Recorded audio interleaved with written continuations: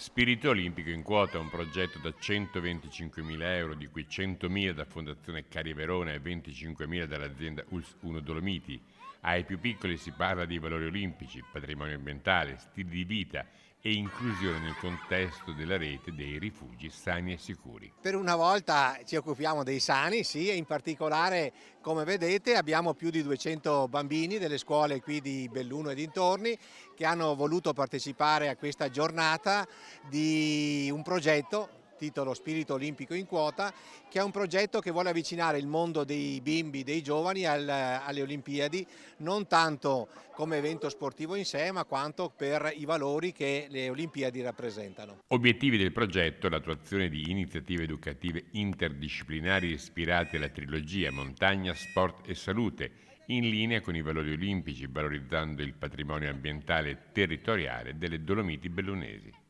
Siamo all'interno di un percorso che da alcuni mesi sta coinvolgendo in maniera importante tutta la comunità bellunese, enti, associazioni, istituzioni, e questo ci aiuta molto come azienda a sviluppare quella che è la nostra mission, cioè